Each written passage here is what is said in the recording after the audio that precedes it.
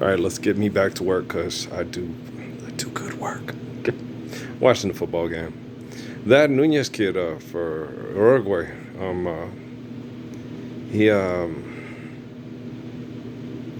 he reminds me a lot of the way he plays of Cristiano Ronaldo.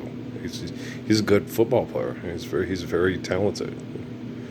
So I'm sitting there watching, going, yeah, that's good. That guy's a good ball player. U.S. going to have their hands full of him on this weekend, ain't they? Yeah, they got a pretty good side. Bolivia is like the underdogs of the whole tournament here in Cuba and stuff. So they're having a tough time. It's they're having to play against teams that are just a little bit bigger and stronger and faster than them, and it gets a little rough, stuff. So they're watching. So, okay, but that's not always the case though, too, because Jamaica has some bigger and stronger and faster athletes than some of these other teams, and lose. Because they got Nicholson and some of that. So it's interesting watching it. I don't know if it has to do with chemistry or unity as far as a unit playing as a group as one, and being a tribe and doing things as a tribe as tribal people for thousands of years, where Jamaican people are people that were brought over from rival tribes. Okay, people that a lot of times hated each other, and then brought to a small island and then told to cooperate. Okay, you're talking about psychological, because a lot of the people, most of the people that were brought as slaves in the United States of America, okay, were sold by rival tribes, and a lot of times to fill quotas and stuff, the people that caught the slaves were, if it was their last shipment or whatever, they'd take them and sell them too. So they ended up being slaves with the people they enslaved, and a lot of times getting mutilated, killed, and so slave culture was not everything people try to make it out to be. We were the poor victims, and it was and we tried to be good, and it's not. The history of it is very convoluted and very vicious and very tribal and it's horrible.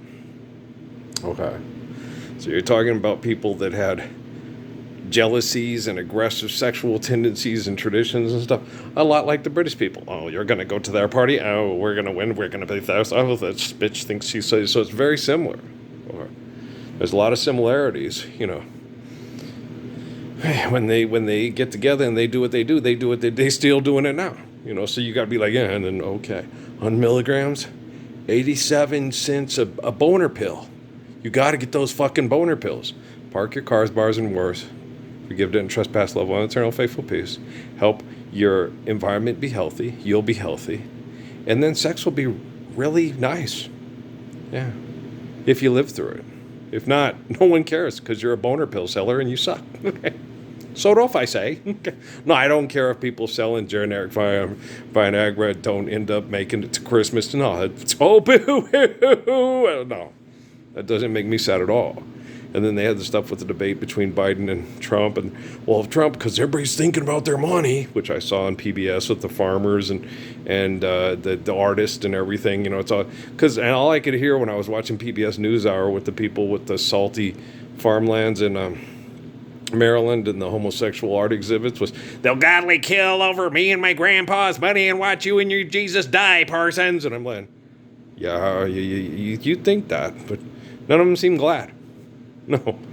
And the one kid, the club's supposed to be a safe place. A place where people compete over people's money. And some people are finding it more advantageous to be gay because it's less expensive. Okay, is a safe place for people to have sex and kill each other with unsafe sex practices? Are you sure about that? How much money do you want to make off all of those, right? He's a very excellent artist. Okay. All the pictures he drew of all the kids that were murdered because of economics and sexual training to kill yourself off the face of the planet with sexual behaviors that don't reproduce, were very, affectionate, So there's affection there. There's love. He wants love and he wants to be loved. He just doesn't have a fucking clue what it is. Like those fucking commercials, Jesus gets us. No, he doesn't. And did you ever think for 5 minutes that military intel scientists are using you to target their technology at because you are more of a linguistics criminal than they are? They're not saying anything. They let you guys all do it. I believe in Jesus Christ, like the whole abortion debate. The abortion debate is basically a bunch of people, bedroom invaders. And trust me, the liberals and the conservatives invade your bedroom and watch the military sexually abuse you and your family to see if you're going to be as big of a pervert as they make the perverts out of the people in your house. And you're like, there's nothing known. If you guys weren't doing what you're doing in my house, do you really think there would have been the issues that you think that make the people that I was married to and the way it affected their children perverse? You're the fucking perverts. They're a bunch of people that wanted to live a life and then got with me and was like, God, I took off more than I could chew. That's why Noah's so mad at me. Why does it have to be you, Dad? You think it's going to be fucking Rock Johnson or Barack Obama or Vladimir Putin or Benjamin Netanyahu, little doodle doodle doo? Donald Trump and Joe Biden, you think they're going to step up to stop human trafficking? You think they're going to step up to stop the medical industry from mass murdering people with cancer and think it's just a way of life? We got traditional cancer. Yeah, lots of people have cancer in their family because their grandpa used to work at Osarco. Man, the one kid here from Match we're talking about, he's like, they're such fucking assholes. I know. When you're intelligent enough to understand the kid, I didn't get his name, I forgot. We didn't tell, but the kid here that works with Chapacano from Hatch, Buddy Pritchard. Most of my nephews' friends here in town that they'd meet when growing up and stuff. And there's just a lot of common sense there because of the spiritual connections to Gabe and Mike. Okay, and Gabe and Mike have always been pragmatic. Oh, Grandpa Uncle Earl's been breaking it down to him since we threw Easy-E and NWA out of the store. Back when I was in college and shit. So I've been breaking it down to him since, And the thing is it's, I don't think they fully realize, they think I think I'm full of shit.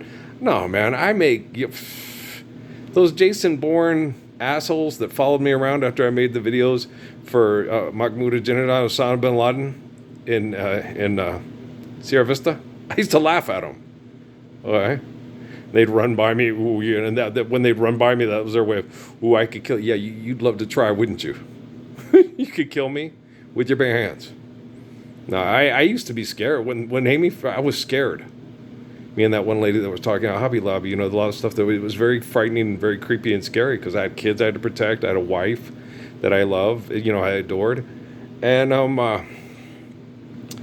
she was having online affairs with guys in the Middle East that were terrorists and training to kill people. And then the guys she was having affairs with at Fort Huachuca were black ops guys that could come into your house and kill everybody and make it look like it was a bad, a drug hit that hit the wrong apartment. So it make it look like an accident. And so it was creepy and it was scary and it was very unsettling, and all that stuff. And I thought, I can't take these guys on. And when she used to say these guys look like supermodels, this guy's an engineer, this guy's a doctor, the guys that were hitting on her from the Middle East online. And I used to get insecure and think, I can't compete with any of these guys as she goes. But then I would say, if they have any intention on protecting you, taking care of, honoring you, and loving you the way I do, which they didn't. They were all just used through military intel to get me insecure, upset, and competing, and violent and angry. And then the funny part is I'm more intelligent than any of those fucking doctors or engineers. Okay, and I dropped out of school because it was genocidal, not because I was inadequate. Okay, I was the best athlete, and I had very movie star good looks from my parents. My parents were very attractive people, and I was athletic off the charts. I just constantly underachieved because of my abuse from the military and because of the insecurities of my spouses. I get in shape. I looked good. And I was woo. And then it was hard because with Amy, because people, what's he doing with her? And it was like, well, she's 14 years younger, and he looks better than she does. And I used to hate that because people would say that. And I would be like, God damn, it's just no people skills like they used to do. If they talked about Demi having a big forehead when she was little and how cute Calla was. And I was like, Demi's adorable. Demi looks a lot, Calla wasn't Shells. And Demi looked like Shell. Okay. And Shell's gorgeous. Okay. And every time I see Demi, yeah, she looks like Demont, but she also looks like her mother. In some pictures, she looks so much like her mother, I cry. Okay. And her little granddaughter looks just like her grandma. And every time I see it, I cry. Okay. I cry tears of joy because, she's still with us. All right, guys, I love you. Peace out, man.